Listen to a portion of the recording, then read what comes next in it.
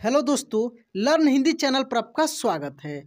दोस्तों, बिल्कुल शुरुआत से जीरो लेवल से हिंदी पढ़ना कैसे सीखें, इसके लिए तो सबसे पहले आपको मात्रा से रिलेटेड छोटे छोटे शब्दों को पढ़ना होगा।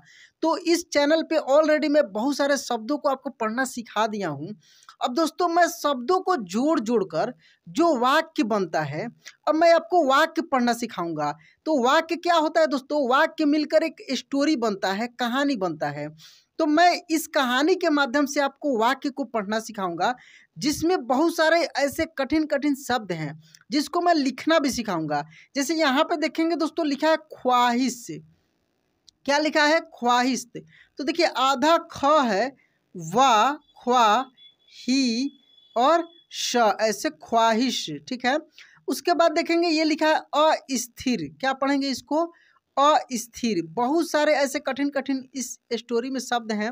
मैं उन सब शब्दों को दोस्तों आपको लिखना सिखाऊंगा और प्रोनाउंस पे करना सिखाऊंगा। ठीक है। तो देखिए, ये लिखा है अस्थिर।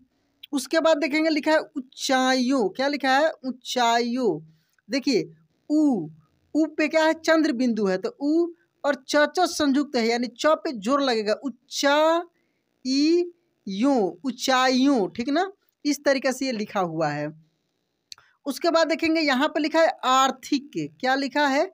आर्थिक। देखिए, थ में क्या है? छोटी की मात्रा, ऊपर रेफ है और क, ऐसे आर्थिक। तो दोस्तों, आगे बढ़ते हैं हम लोग, और भी जो जो शब्द मिलेगा उसको हम लोग लिखना सीखेंगे। साथ में आप लोगों को प्रोनाउंसिएशन पे ध्यान देना है। यहाँ पे देखेंगे लिखा है संघर्ष। क्या लिखा है? संघर्ष। स के ऊपर बिंदी है, घ, और देखिए मूर्धन्य श के ऊपर रेफ की मात्रा, तो संघर्ष। कैसे पढ़ेंगे? संघर्ष। चलिए दोस्तों, यहाँ से हम लोग पढ़ते हैं सपनों का संघर्ष। क्या है? सपनों का संघर्ष। एक बार एक छोटे से गांव। क्या पढ़ेंगे इसको? गांव। देखिए, गा और ऊपर चंद्र बिंदु है, ऐसे गांव में एक लड़का। एक बार एक छोटे से गांव में एक लड़का रहता था। दोस्तों, ऐसे आपको शुरुआत से यदि पढ़ना सीख रहे हैं ना, तो एक एक अक्षरों को आराम से कर करके एक एक शब्दों को बढ़िया से प्रोनाउंस करना है। मतलब कि जल्दीबाजी में गड़बड़ नहीं करना है। बहुत सारे दोस्त मतलब दिखाना चाहते हैं कि मुझे पढ़ने आ गया, और जल्दीबाजी में वो गलती पढ़ जाते हैं। तो पहले प्रैक्टिस बनाओ, अच्छे से प्रैक्टिस बन जाएगा तो फिर आप आसानी से पढ़ने लगेंगे। ठीक है। उसके पास बड़े सपने थे और उसका मन ऊंचाइयों, पढ़ना मैं इसको सिखाया हूँ दोस्तों, ऊंचाइयों, ठीक है, को छूने। देखिए, छ में क्या है? बड़ी की मात्रा है, तो छूने की ख्वाहिश। क्या पढ़ेंगे? ख्वाहिश से भरा था। यानी उसके पास एक बड़े सपने थे और उसका मन ऊंचाइयों को छूने की ख्वाहिश से भरा था। ठीक है। चलिए आगे देखते हैं। लेकिन उसके परिवार के आर्थिक संबंध अस्थिर थे और उन्हें उसे उच्च शिक्षा के लिए पैसे नहीं दे सकते थे। यानी उनका जो परिवार था, परिवार का आर्थिक स्थिति काफ़ी खराब थी, जिसके कारण उनके शिक्षा के लिए, उस बच्चे के शिक्षा के लिए वो पैसे नहीं दे सकते थे। वीराने के बावजूद उस लड़के ने हार नहीं मानी और अपनी पढ़ाई खुद के बल पर जारी रखी। उसने पुरानी किताबों का उपयोग किया। स्कूल के बाद भी नौकरियों का सहारा लिया और दिन रात कठिनाइयों से निपटते रहा। और दिन रात कठिनाइयों से निपटते रहा।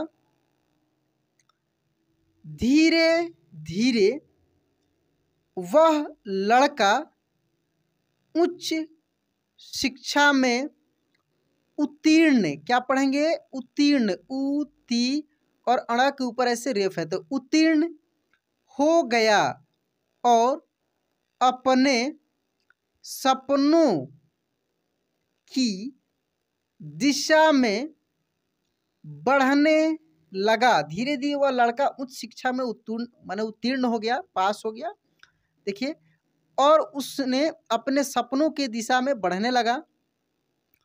उसकी मेहनत, समर्पण, क्या पढ़ेंगे इसको, समर्पण, सम और देखिए प के ऊपर रेफ की मात्रा और अण, समर्पण और सहनशीलता, क्या पढ़ेंगे, सहनशीलता ने उसे सफलता की ऊंचाइयों तक पहुंचा दिया। देखिए पहुंचा में भी ऐसे होता है, चंद्र बिंदी लगता है, ठीक है।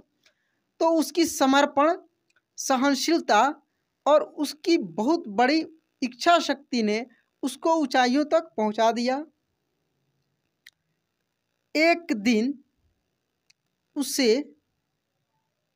एक गरीब बच्चे को पढ़ाई के लिए अनुशासन से देखते हुए उसके मन में एक नई सोच उदय हुई, एक नई सोच उदय हुई। उसने एक शिक्षा संस्थान, क्या पढ़ेंगे इसको, संस्थान, देखिए स ऊपर बिंदु फिर आधा स था न, ऐसे संस्थान। उसके बाद देखेंगे यहाँ पे लिखा मुख्य, मुँह आधा ख और यह मुख्य। उसके बाद देखेंगे लिखा उद्देश्य, तो देखिए उद्देश्य आधा द है फिर पूरा द है, ऐसे उद्देश्य फिर आधा तलव्य स और यह उद्देश्य, कैसे पढ़ेंगे, उद्देश्य, ठीक है। देखिए यहाँ पे उसने मन में एक नई सोच, उसके मन में एक नई सोच उदय हुई। उसने एक शिक्षा संस्थान खोला जिसका मुख्य उद्देश्य गरीब बच्चों को शिक्षा देना था। जिसका मुख्य उद्देश्य क्या था, गरीब बच्चों को शिक्षा देना। वह लड़का अब एक महान शिक्षक, प्रेरक और समर्थ सामाजिक कार्यकर्ता बन गया। वह लड़का अब एक महान शिक्षक, प्रेरक और समर्थ सामाजिक कार्यकर्ता बन गया। उसने न केवल अपने सपनों को पूरा किया बल्कि समाज के लिए भी काम किया। उसने न केवल अपने सपनों को पूरा किया बल्कि समाज के लिए काम किया। उसकी कहानी आज भी लोगों को प्रेरित करती है, उसकी कहानी आज भी लोगों को प्रेरित करती है और उन्हें यह याद दिलाती है कि सामर्थ्य, क्या पढ़ेंगे इसको, सामर्थ्य, बहुत सारा शब्द मिला है, आगे हम लोग देखते हैं। सामर्थ्य, मेहनत और सहनशीलता से किसी भी लक्ष्य को प्राप्त किया जा सकता है। देखिए दोस्तों इसमें शब्द आपको मिला है प्रेरक। देखिए प्रेरक यानी प में पदेन की मात्रा एकले, प्रेरक, प्रेरक ऐसे लिखते हैं, ठीक है। समर्थ, देखिए स म और थ के ऊपर रेफ की मात्रा, ऐसे समर्थ, ठीक है। और सामर्थ्य, देखिए समर्थ और सामर्थ्य में अंतर है। यहाँ पे देखिए सामर्थ्य क्या है, साम थ और य के ऊपर रेफ है, ऐसे सामर्थ्य, ठीक ना। शिक्षक, और भी यहाँ पे देखें कार्यकर्ता, देखिए कार्य का य के ऊपर रेफ की मात्रा, ऐसे कार्य करता, ऐसे कार्यकर्ता। चलिए दोस्तों आगे देखते हैं हम लोग यहाँ से इस कहानी से क्या सीख मिलती है। यह कहानी हमें याद दिलाती है कि जीवन में कठिनाइयाँ आती है, लेकिन हम न सिर्फ अपने सपनों के पीछे भाग सकते हैं बल्कि दूसरों को भी साथ ले जा सकते हैं। मतलब कि अपने सपने को पूरा, बहुत सारे ऐसे लोग मिलेंगे जो काफ़ी संघर्ष भरा जीवन बिताते हैं और बड़ी मुकाम को हासिल भी कर लेते हैं, लेकिन वो अपने स्वार्थ के लिए पूरी ज़िंदगी बिता देते हैं, समाज के लिए कुछ नहीं करते हैं। लेकिन बहुत सारे ऐसे लोग मिल जाएंगे जो कठिनाइयों से गुजर कर आगे बढ़ते हैं, जैसे APJ अब्दुल कलाम, ऐसे बहुत सारे ऐसे शख्स आपको मिलेंगे जो अपना पूरा जीवन समाज के लिए ही व्यतीत कर दिए। बहुत सारे ऐसे लोग मिलेंगे। संकटों का सामना करना हमें मजबूत बनाता है और हमें अपने लक्ष्यों के प्रति निष्ठा से भर देता है। संघर्षों का सामना करना, संकटों का सामना करना हमें मजबूत बनाता है और हमें अपने लक्ष्यों के प्रति निष्ठा से भर देता है। इसलिए हमेशा मेहनत करते रहें, सपनों का पीछा करें और परिवार और समाज के लिए उपयोगी बने। तो दोस्तों, इस तरीक़ा से हम लोग आसानी से इस स्टोरी को पढ़ लिए और बहुत सारे कठिन कठिन शब्दों को हम लोग लिखना भी सीखे। तो जो दोस्त शुरू से इस कहानी को पढ़े होंगे उनको बहुत सारे कठिन कठिन शब्द लिखने भी आ गया होगा। तो दोस्तों, यह क्लास कैसा लगा कमेंट बॉक्स में लिखकर बताना है। चैनल पे नए हैं तो सब्सक्राइब कर लेना है, नोटिफिकेशन ऑन कर लेना है। चलिए दोस्तों, आज क्लास एंड करते हैं, मिलते हैं अगले क्लास में। जय हिंद।